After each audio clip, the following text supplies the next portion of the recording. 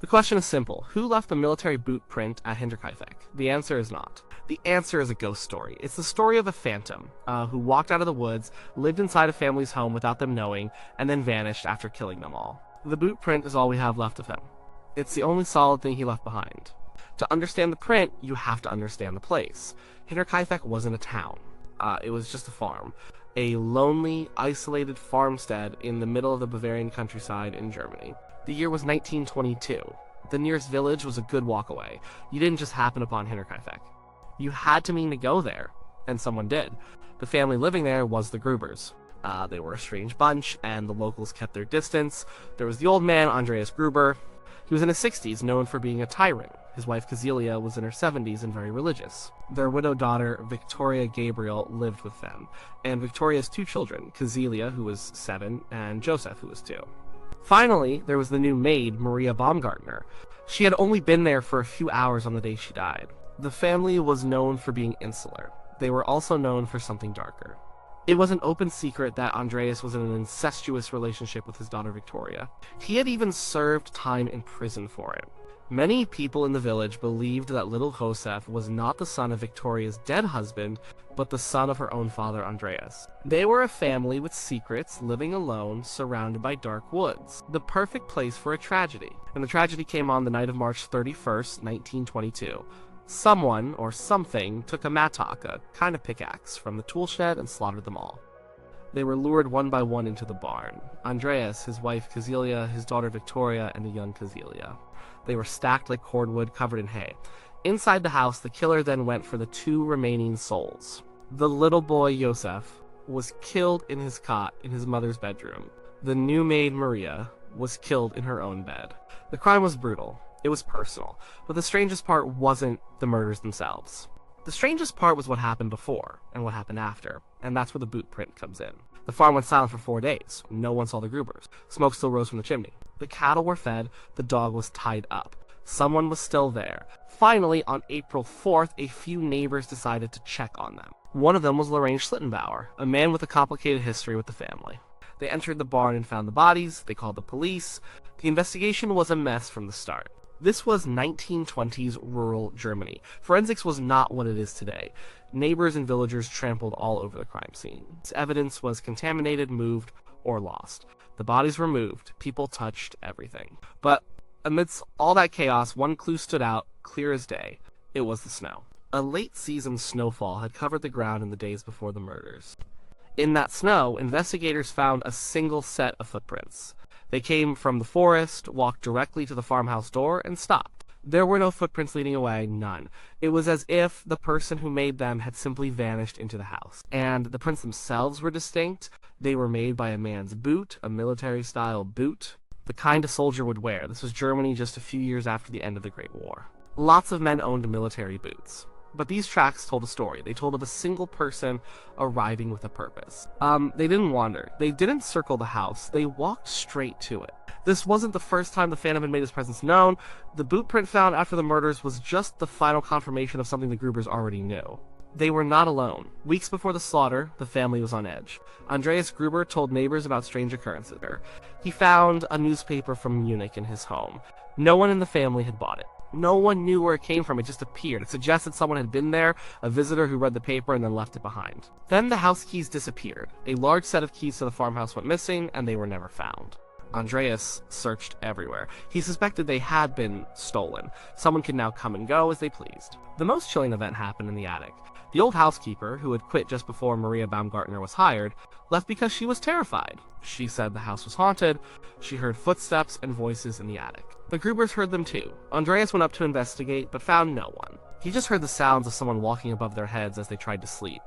Someone was living up there in the dark above the family, and then there was Andreas's own discovery, the one that mirrors the police findings perfectly. Just a day or two before the murders, Andreas told a neighbor that he had found footprints in the snow. They were fresh. They led from the edge of the forest, across the yard and right up to the farmhouse. He followed them. He searched the entire property. He looked in the barn, the sheds, everywhere. He found no one. And most unsettling of all, he found no tracks leading away. It was the exact same scenario the police would find a few days later, only this time the family was still alive. So, The boot print wasn't just a clue left by a killer who arrived on the night of the murders. It was the mark of the phantom intruder, a man who had been watching them, a man who had been living with them secretly for days, maybe even weeks. He hid in their attic. He read their mail, he stole their keys, he walked their property. He knew their routines, he was a ghost in their own home, and after he killed them, he didn't flee. The evidence shows he stayed for days. The cattle were fed and milked, food was eaten in the kitchen, the dog was tended to. The smoke from the chimney meant someone was keeping the fire going for warmth. This wasn't a panicked killer running into the night, this was someone who was comfortable there. Someone who, after committing one of the most horrific crimes in German history, calmly settled in and took care of the farm chores. He lived in the house with the 6 bodies of his victims just yards away. He was the phantom, and the farm was now his. So, who was he? Who left that military boot print?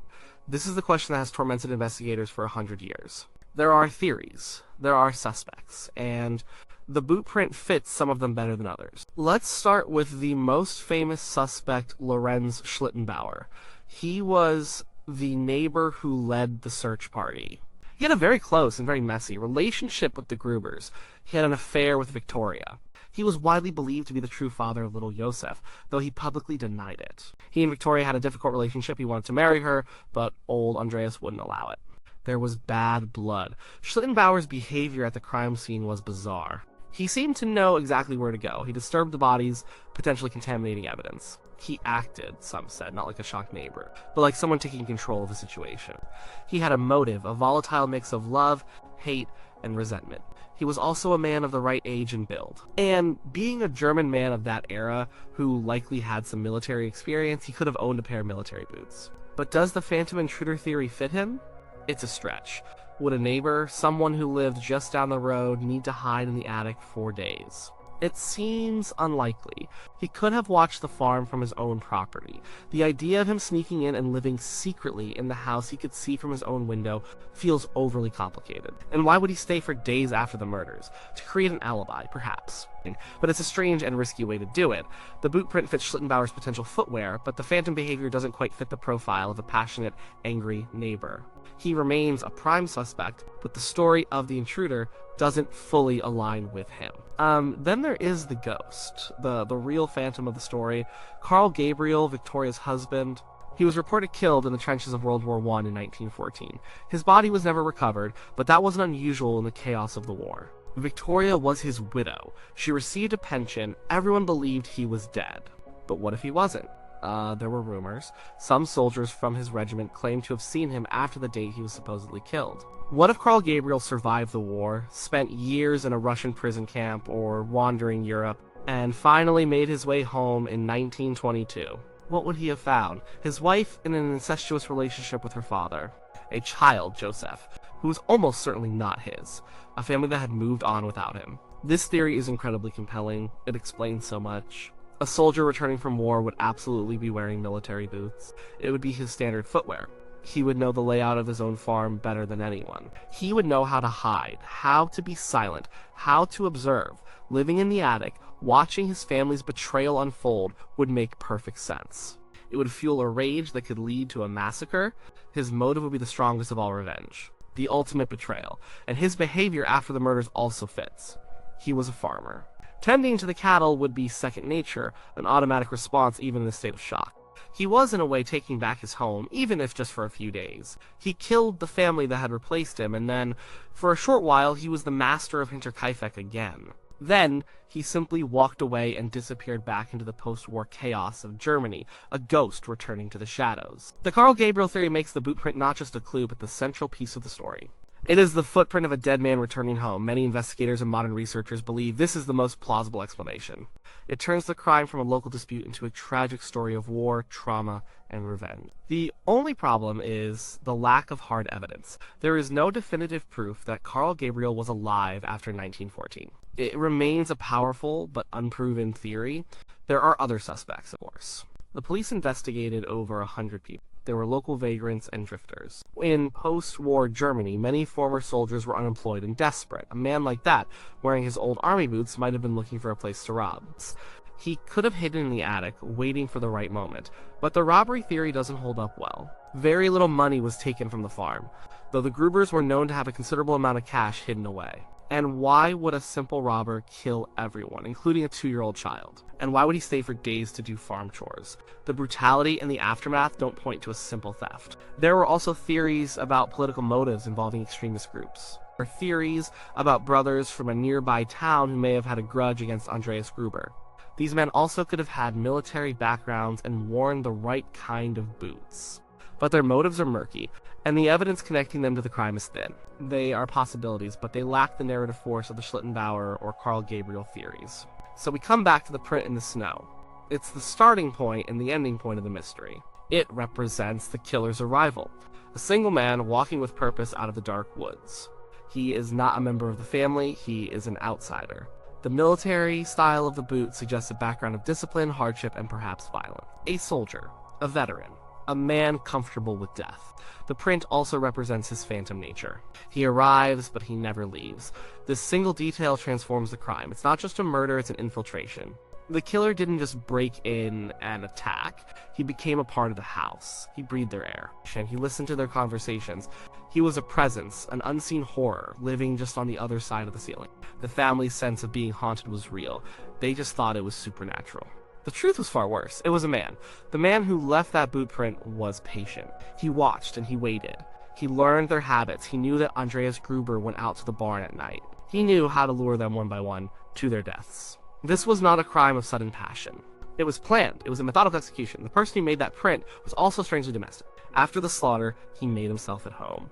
This is perhaps the most disturbing part of the entire case. The idea of the killer, his hands still stained with blood, calmly going about the business of running the farm. Feeding the cows, cooking a meal, sleeping in a warm bed while the family he just murdered lay frozen in the barn. It speaks of a mind that is deeply broken, or one that felt a strange sense of ownership over the farm. He wasn't just destroying the Grubers, he was erasing them and, for a few days, taking their place. Over the years, the investigation went cold. Files were lost in World War II. Witnesses died. The farm itself was torn down a year after the murders, as if the locals wanted to erase the stain from their landscape. All that remains are the stories, the police reports, and the central, haunting question of the boot print. Modern attempts to solve the case have been made. In 2007, a German police academy took on Hinterkaifeck as a cold case project. They used modern investigative techniques to re-examine the evidence, but even they could not name a definitive killer. The passage of time and the contaminated crime scene made it impossible. However, they did come to a consensus on one thing: they had a prime suspect. But out of respect for living relatives, they have never publicly named him. Many speculate that their conclusion pointed toward Lorenz Schlittenbauer, or someone in his family. But without an official statement, it's just another layer to the mystery. So, who left the military boot print at Hinterkaifeck? Was it Lorenz Schlittenbauer, the jealous neighbor, who wore military boots from his past service? Did he stalk the family and then, in a fit of rage, kill them, only to clumsily try to cover his tracks by making it look like he was just a concerned friend? Or was it the ghost of Carl Gabriel, the husband presumed dead, returning from the war, a broken man? Did he walk out of the forest in his old army boots, a specter from a past life, to exact a terrible revenge on the family who had wronged him? Or was it someone else entirely? A nameless, faceless drifter, a phantom of post-war Germany who wandered onto the isolated farm and brought with him a capacity for unimaginable violence. A man whose name we will never know, whose only legacy is a single footprint in the snow. We don't know. And that is the terrifying power of the Hinterkaifeck story. The lack of an answer is what makes it so enduring. The boot print is a question mark frozen in time. It leads us to the door of the farmhouse, but it doesn't let us inside the mind of the killer. It shows us his arrival, but it obscures his identity forever. The phantom intruder of Hinterkaifeck remains a phantom. He came from the woods, he lived in the shadows of a family's home, and he committed a terrible act. Then he took care of the chores and walked away, leaving nothing behind but 6 dead bodies, a 100-year-old mystery, and a single perfect boot print in the snow. It is the signature of a ghost, and we are still trying to read it. The man is gone, but his step still echoes.